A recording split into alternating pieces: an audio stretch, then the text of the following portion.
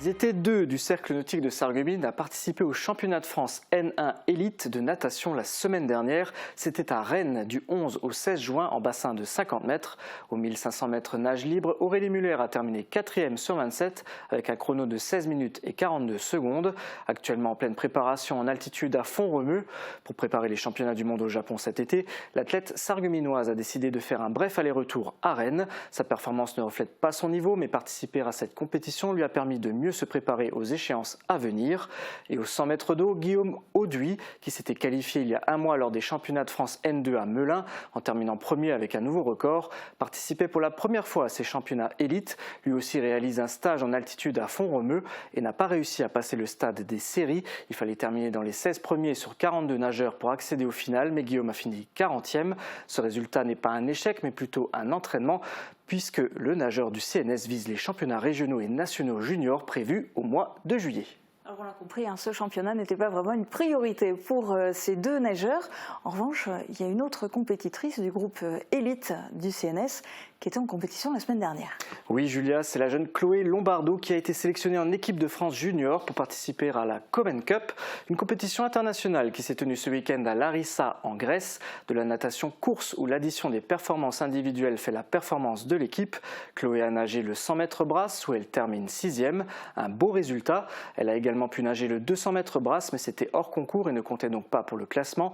L'équipe de France, qui a réuni 26 nageurs, 14 filles et 12 garçons, décroche finalement la 2e place au classement général, 3e chez les messieurs et 2e chez les dames. Une belle génération en devenir. Et Chloé n'est pas la seule dans sa discipline à avoir rejoint l'équipe de France la semaine dernière.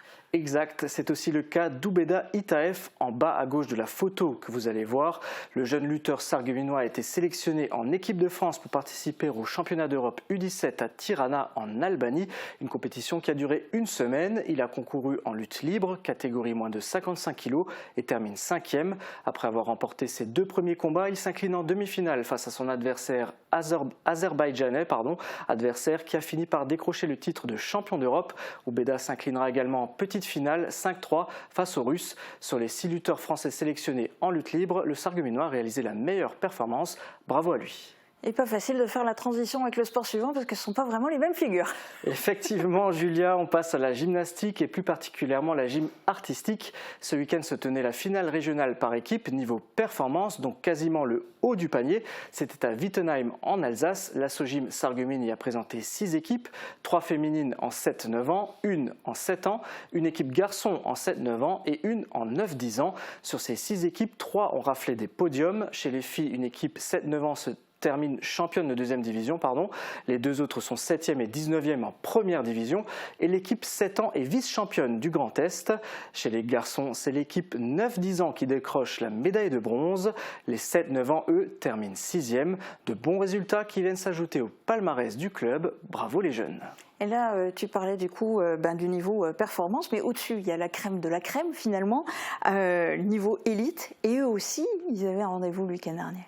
Exact, il s'agit des championnats de France individuels élites qui ont eu lieu à Saint-Brieuc. 2 gymnastes sarregueminoises y ont défendu les couleurs du club local. En catégorie avenir 10 ans, Catalia Goussantier qui termine 21e. Et en avenir 11 ans, Philia Sapong qui décroche la 15e place. Bravo les filles d'avoir atteint un si haut niveau. Et il y a d'autres jeunes qui méritent un joli coup de projecteur direction Sarralbe. Sarralbe avec l'équipe des moins de 15 féminines du CO Sarralbe Handball. Il y a 10 jours, elle disputait la finale de la Coupe de Moselle à domicile face à Sarrebourg-Moselle Sud Handball, section amateur. Je rappelle que le club de Sarrebourg a également une équipe senior professionnelle. Un match très serré que les Sarralbigeoises ont finalement remporté 24-20. Elles ont fait vibrer le complexe sportif et culturel François Mitterrand avec une affluence record, près de 300 spectateurs. Ce match avait presque un double enjeu dans la mesure où leur adversaire les devance au championnat. Cela a permis aux féminines de Sarralbe de prendre leur revanche en coupe. Une rencontre qui marque donc la fin d'une très belle saison pour les jeunes joueuses du COS Handball. Vainqueur de la Coupe de Moselle et 2e au championnat à 3 points de Sarrebourg. Bravo les filles. Actuellement, le club est à la recherche de jeunes joueurs pour renforcer ses effectifs dans toutes les catégories d'âge à partir de 4 ans. Si ça vous intéresse, des entraînements sont organisés 4 jours par semaine jusque fin juin, du mardi au jeudi et le samedi pour les plus petits. Et voilà, l'info est passée. Alors après le handball, retour sur un événement que tu avais annoncé sur ce plateau. Oui, un événement qui s'est tenu ce samedi, le nouveau trail intitulé le Grand 8 de la Cobar. Et le favori de la course a répondu présent. Après avoir gagné de nombreuses courses locales cette année, Cyril Hoffman a récidivé ce week-end en remportant cette première édition du Grand 8 de la Cobar.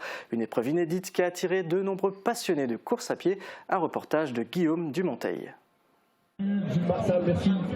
Après de longs mois de préparation, c'était le jour de la révélation. On allait enfin savoir le nombre de participants au trail, le Grand 8 de la Cobar. Presque 200, on va dire 170 exactement, et du coup, ouais, super content. Mission remplie pour Manu, qui n'avait plus qu'à donner le départ. Femmes et hommes s'engageaient dans cette toute nouvelle épreuve, tracée sous forme de boucle entre Blies-et-Bersin et Bisbruck. 12 km étaient à parcourir sur un terrain vallonné, 340 mètres de dénivelé positif, surprenant et sur des chemins de nature variés, tantôt route, tantôt sentier, tantôt forêt. Pour ce qui concerne l'aspect sportif, un groupe de coureurs chevronnés cavalait en tête. Peu à peu, un homme se détachait. On était à 3 jusqu'au 5e kilomètre. Et après j'ai accéléré dans une montée et j'ai réussi à faire le trou. Et après, comme dit, j'ai géré ma course jusqu'à la fin. Cyril Hoffman a l'habitude de remporter les courses. Ces dernières semaines, il s'est notamment imposé à Rallin et à Rohrbach. Samedi, il a pris énormément de plaisir. Je connais un peu le coin, donc ça m'a vachement aidé. Et comme dit, le parcours, magnifique. Le petit single, les montées que j'aime bien et toutes les relances, quoi. C'était un parcours qui était pour découvrir le trail. L'objectif c'était ça, de faire venir des gens qui n'avaient fait que le 10 km de Sarreguemines par exemple et qui voulaient s'essayer une fois au trail. D'où les difficultés, mais pas trop compliquées quand même. Difficultés certes, mais courtes. Agréable à parcourir en vélo, la vallée de la Blise offre aussi un beau terrain de jeu aux amateurs de course à pied. Ils ont pu s'en rendre compte ce week-end. Et eux aussi ont couru ce week-end. Je veux parler des joueurs de l'AS Montbronn. Il y a une semaine, nous avions couvert leur dernière journée de championnat face à Olvin. Avec 19 victoires et une défaite, les Beach Challengers sont champions de première division. Dernière journée, mais pas dernier match de la saison, puisqu'il reste encore le trophée champion de Moselle. De quoi s'agit-il? C'est une dernière phase où tous les champions mosellans de D1 s'affrontent. À ce niveau, il y avait 4 poules cette saison, donc 4 champions. Vous les voyez à l'écran, Talange, Voipy, Médecin et Montbronn. Qui dit 4 équipes dit demi-finale puis finale. Dimanche, l'AS Montbronn affrontait donc le FC Médecin à l'extérieur et s'est malheureusement incliné 2-0. Pour Médecin, village de 750 habitants, il reste une dernière marche à monter pour devenir le champion des champions. La finale aura lieu mercredi soir sur les installations de l'APM Metz. Le FC Médecin affrontera l'AS Talange qui a battu Voipy au tir au but après un score nul, 3 partout. Et j'ajoute que ce week-end, l'AS Montbronn organisait également son traditionnel tournoi du Grand Est destiné aux catégories jeunes. Les 2 premières journées ont réuni 12 équipes U15 et 25 équipes U9 de toute la région. Si ça vous intéresse, la dernière journée est prévue ce dimanche avec les U11 et U13. Ça se passe au stade de la Neumatt avec buvette et restauration sur place. Parmi les clubs, on peut noter la présence du Racing Club de Strasbourg-Alsace. Et puisqu'on parle de jeunes, il y a une équipe qui a brillé ce week-end. Oui, l'équipe U15 féminine du FC Beau Soleil, ah quel jeu de mots, Julia, brillé, le FC Beau Soleil, voilà, qui jouait la finale de la Coupe de Moselle face à Magny. Elles ont remporté la victoire haut la main 6-2 et finissent donc championnes. C'est la 2e fois consécutive qu'elles remportent ce titre. Bravo les filles. Et il y a un autre club qui a fini champion et qui était du coup en compétition ce week-end. Oui, il était attendu au tournant. Ce sont les Spartiates de Homboureau qui sont premiers de leur poule en Régional 2. Avec 9 points d'avance sur le second, ils se sont assurés la montée en Régional 1. Ce sera donc possiblement un adversaire du SFC la saison prochaine, à voir en fonction de la composition des groupes. Et une fois de plus, les Spartiates se sont fait remarquer en se qualifiant pour la finale de la Coupe du Grand Est. Face à eux, le Racing Club d'Épernay-Champagne qui évolue en National 3, soit 2 divisions d'écart. Le match s'est tenu samedi soir à Raon-l'Étape et Homboureau a créé la surprise en remportant la victoire 3-1. Après avoir réalisé une saison exceptionnelle, les Spartiates ont pu soulever le trophée de la Coupe du Grand Est. Une performance incroyable. Champion de Régional 2 et champion du Grand Est. Pour les féliciter, la municipalité les a reçus hier matin. Bravo à eux. Oui, bravo Homboureau. Et puis tu le disais, s'ils se retrouvent dans le même groupe la saison prochaine, ils peuvent effectivement être un adversaire potentiellement redoutable pour le SFC. D'autant que l'info vient de tomber, le capitaine du SFC, Adel Gendez, a annoncé qu'il partait. Et justement, pour Homboureau, Donc on verra comment ça se passe la saison prochaine. On termine ce point foot avec le FC Metz, David ? Oui, puisqu'on parle de montée, celle du FC Metz en Ligue 1 a été confirmée officiellement suite aux sanctions prononcées par la commission de discipline de la LFP à l'encontre des Girondins de Bordeaux. C'était lundi dernier. Avec la victoire de Rodez face à Bordeaux sur tapis vert, c'est un autre club de Ligue 2 qui est directement touché, le FC Annecy, qui termine 17e et se voit relégué en national. Le vivant comme une injustice sur le plan sportif, les deux clubs Bordeaux et Annecy ont décidé de saisir le Comité national olympique et sportif français et d'autres instances pour défendre leurs droits et l'équité sportive. Cette histoire n'est vraisemblablement pas finie. Mais c'est fini en tout cas pour le foot. Pour aujourd'hui sur Mosaïque Cristal, on change de discipline et ça reste du sport. Oui, on va parler de pêche sportive. Le canal des Houillères a servi de terrain de jeu à des pêcheurs experts. Pendant 3 jours, une soixantaine de spécialistes venus parfois de très loin ont concouru à l'occasion des championnats de France de pêche au coup de 2e division, catégorie master et vétéran. Guillaume Dumonteil est allé à leur rencontre. Yvelines, Eure, Somme, Calvados, certains pratiquants en ont fait des kilomètres pour venir participer à cette épreuve. Cette compétition de pêche au coup 2e division, master et vétéran, était du reste organisée pour la première fois par le club de pêche local. Pour autant, il a quand même l'habitude d'accueillir ce type d'événement. On a déjà organisé d'autres championnats de France, première division. L'année dernière, on a organisé la 2e division Corpo. Et bon, tous les ans, on prend des organisations un peu nationales, départementales, régionales, ça dépend. À Rémelfin et à Vitrin, la soixantaine de pêcheurs avaient 3 jours pour se départager. Ils avaient comme objectif d'attraper lors de chaque manche le maximum de poissons pour terminer en haut du classement. À l'issue de la compétition, les meilleurs d'entre eux décrochaient la montée en première division, d'autres se maintenaient en 2e division et enfin, la majorité d'entre eux étaient rétrogradés en Régional 1. C'est malheureusement pour lui ce qui est arrivé à Roger Bordonnet. Malgré sa 16e place obtenue dans le championnat master, il est rétrogradé. Arrivé lui 13e dans la catégorie vétéran, Marc Portolani se maintient en 2e division. Les deux hommes auront respectivement sorti 5,6 kg et 7,1 kg de poissons. Des petits carassins. Et dans l'organisation de ces championnats de France de pêche sportive se trouvait un champion du monde. Alain Scheffer a en effet décroché le Graal à Toul le 27 mai dernier. Guillaume Dumonteil a eu l'opportunité de s'entretenir avec cet habitant de Neufgrange au palmarès exceptionnel. Ça fait 24 ans que je cherche la médaille. J'étais 3 fois médaille d'argent pour quelques dizaines de grammes à chaque fois. Et bon là, on va dire que c'est une consécration. Après ce succès tant recherché, l'heure est maintenant arrivée pour Alain Scheffer de se retirer. Les championnats nationaux, j'ai décidé de ne plus en faire parce que les championnats maintenant c'est de plus en plus loin. Celui-là que je devrais faire normalement à la fin du mois, il a 1100 km d'ici. 5 nuits d'hôtel. Financièrement, c'est pas que j'y arriverai pas, c'est que je trouve ça complètement inutile. Moi, je ne vois pas pour quelle raison j'irais me payer 5 nuits d'hôtel alors que la fédération ne me donne pas un centime. Non, je préfère lever le pied et puis aller faire mes petites pêches là dans la région chez nous. C'est sympa aussi.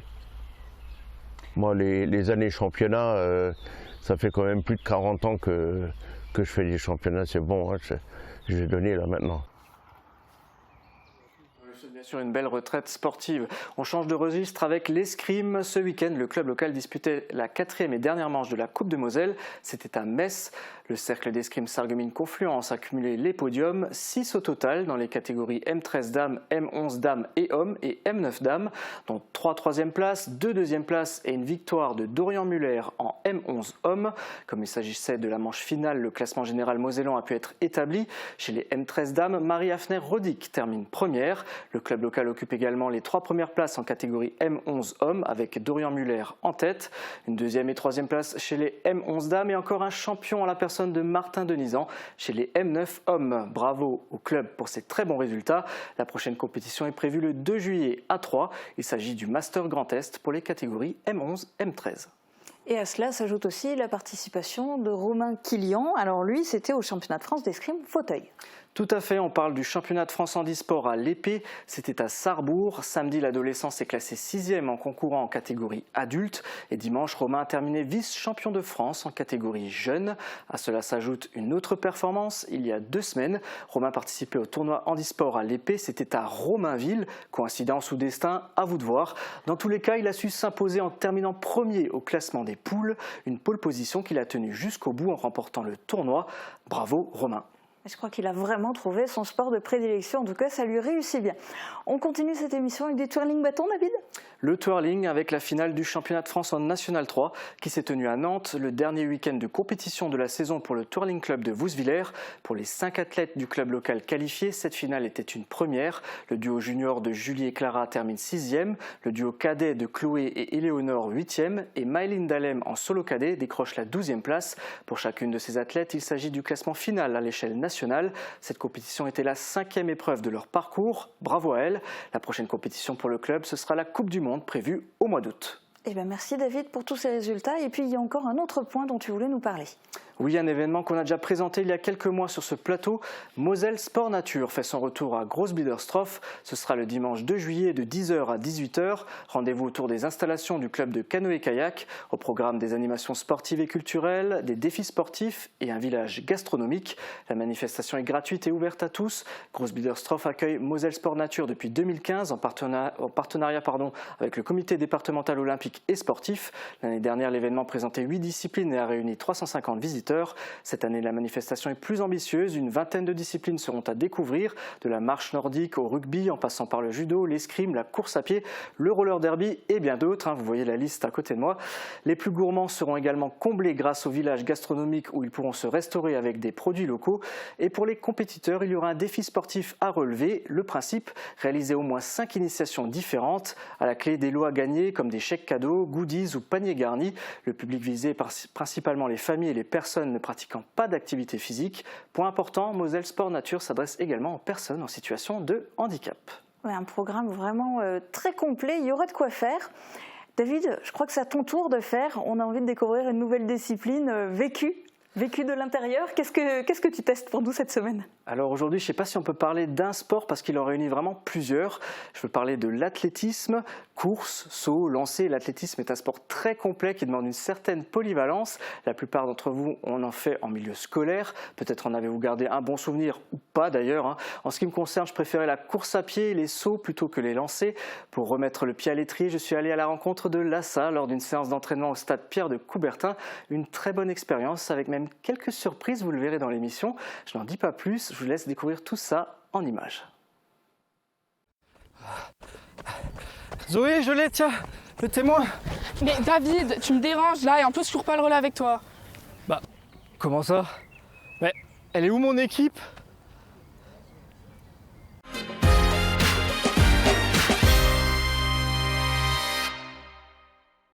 Vous reconnaissez peut-être le stade derrière moi, nous sommes au Pierre de Coubertin de Sarreguemines. On va découvrir l'ASSA aujourd'hui avec moi son directeur technique Sylvain.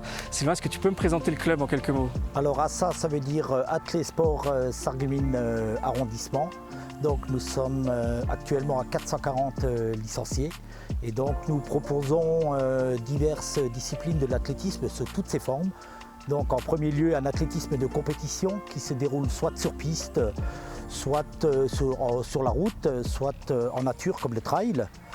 On propose également donc de l'athlétisme loisir sous forme de running, donc où c'est avant tout la convivialité sans vraiment une recherche de performance. On propose également des séances d'athlétisme loisir santé où l'on fait divers exercices de coordination, de renforcement musculaire, etc.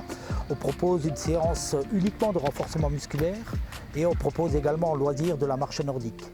Ensuite, en dernier lieu, on propose également l'athlétisme découverte. Donc ça s'adresse plutôt à des jeunes, donc à des enfants qui sont scolarisés au primaire. Donc on a différentes antennes, une qui fonctionne à Sarreguemines, à Grosse-Blie, à Puttelange, Albestroff, à Ebersviller et Rohrbach-Lebitsch. Alors là, ça est ancré à Sarreguemines, tout le monde connaît ce club. Alors j'imagine qu'il y a eu des titres marquants au sein du palmarès, si tu veux en citer quelques-uns? Donc on a eu déjà par le passé plusieurs titres au niveau international, donc avec Yann Schrub, avec Michel Munch. On a eu des titres au niveau national récemment avec Léa Kimmel. Donc, et par le passé, bon, on a eu d'autres titres de mémoire. Il y en a beaucoup en tout cas. Voilà. Bah, écoute, moi j'ai découvert un petit peu l'activité, on y va? On y va. Comme vous le savez, l'athlétisme regroupe beaucoup de disciplines, une vingtaine réparties en 7 catégories. Les courses, les sauts, les lancers, les sprints, les haies, le fond, le demi-fond. Ça fait beaucoup de choses, on va vous en montrer quelques-unes. Et on passe aux haies.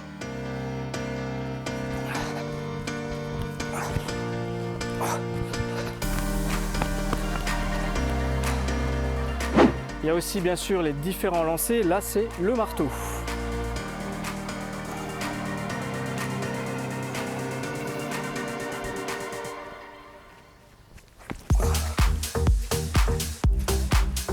Le fameux saut à la perche, mais je préfère laisser les athlètes aguerris vous montrer.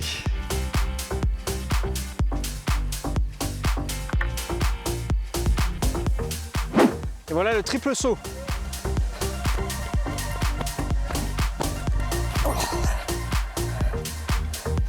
Il y a aussi le fond et demi-fond où on court de longue distance. Salut Anne. Bonjour David. Alors je viens de voir plein de disciplines différentes. Là on va s'attarder sur une en particulier derrière nous, c'est le saut en hauteur, c'est ça? Voilà, le saut en hauteur, tout à fait. Tu peux m'expliquer ce que c'est? Alors le saut en hauteur, on va combiner une course, une impulsion et un saut. Donc le principe c'est de faire une impulsion sur un pied, donc pas à deux pieds. Après avoir couru, on impulse et on arrive sur le tapis en franchissant, en l'occurrence normalement une barre. Là on a mis un élastique pour ton initiation. Mais normalement, on met une barre et il ne faut pas que la barre tombe. Donc il y a plusieurs règles dans le saut en hauteur et une des règles, c'est impulser un pied et ne pas faire tomber la barre. Et du coup, là, en termes de hauteur, bon, j'imagine que tu l'as mis assez bas, mais on peut monter très haut? Ah, on peut monter très haut. Les meilleures françaises sont actuellement autour d'1m95. Les meilleurs français autour de 2,20. On n'est pas super bon en France, mais les meilleurs mondiaux, les hommes sont à plus de 2,40 et les femmes sont aux alentours de 2,5. Ce qui est déjà énorme puisqu'il n'y a aucun accessoire pour sauter. On peut mettre ça en pratique? Bien sûr, avec plaisir. Allez, c'est parti. Tu vas partir de la petite croix là. Non, ici. Ici? Voilà, ici. Ok, tu te mets face au tapis. Ouais. Et le principe, c'est de courir en ayant une petite courbe. Donc tu vas passer à l'extérieur de cette croix là et d'arriver devant le tapis pour impulser ici sur le pied gauche. Okay. Et arriver le plus possible sur les épaules. On n'arrive pas assis, on essaie d'arriver sur les épaules, les fesses en l'air. D'accord. J'essaye? Vas-y.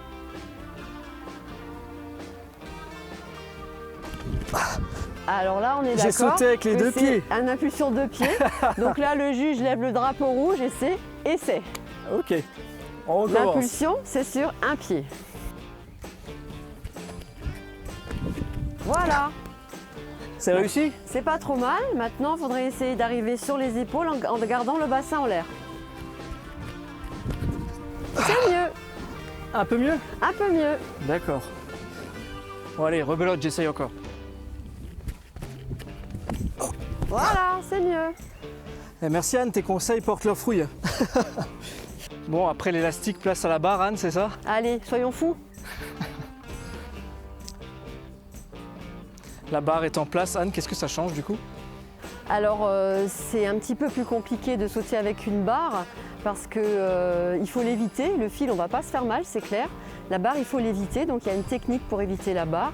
Après, le fil va bouger plus facilement que la barre. La barre va bouger, mais pas forcément tomber. Elle a le droit de bouger en compétition. À partir du moment où elle ne tombe pas, le saut est valable. Le fil, il va bouger plus vite. Et puis, on ne peut pas sauter avec un fil en compétition. On a vu tout à l'heure avec les conditions météo, ça bouge, etc. Bon, j'ai un petit peu la pression, je vais essayer. Mais ça va le faire. Comme avant. Nickel. Ah bah je suis passé au-dessus, bon tu l'as mis vachement bas aussi. Ouais mais bon. C'est très satisfaisant de passer au-dessus de la barre, mais après bon j'essaie de me calmer parce que je sais très bien qu'elle n'était pas haute et j'ai quand même peur du contact de la barre, hein. Je l'appréhende.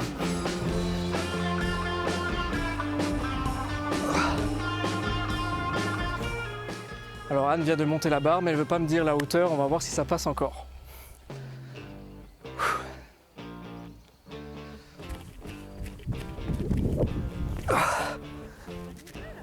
Merci. Bon, ça passe encore, hein, mais j'ai pas envie de connaître ma limite en fait. Ah, ça ira, merci. Bon bah Anne, dis-moi, tu m'as vu là sauter en hauteur, tu me fais un petit retour?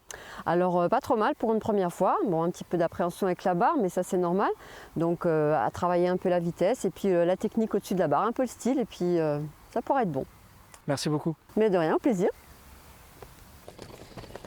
Bon bah c'est parti pour une petite épreuve. À côté de moi, quelqu'un que vous connaissez sûrement qui fait des compétitions à l'échelle internationale. Mais il est bien au club à Sarreguemines et il s'entraîne ici comme vous pouvez le voir.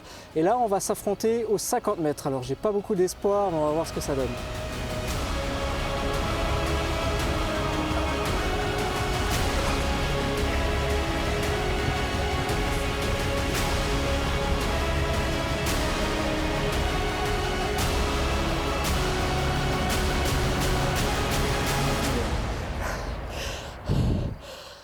Bon, bah, on est arrivé quasiment en même temps, mais il faut dire que Yann, c'est pas l'expert du 50 mètres, c'est l'expert du 5000 et 10 000.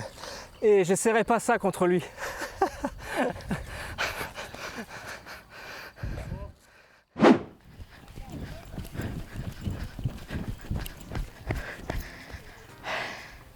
Salut Manon. Bonjour David. Alors, combien?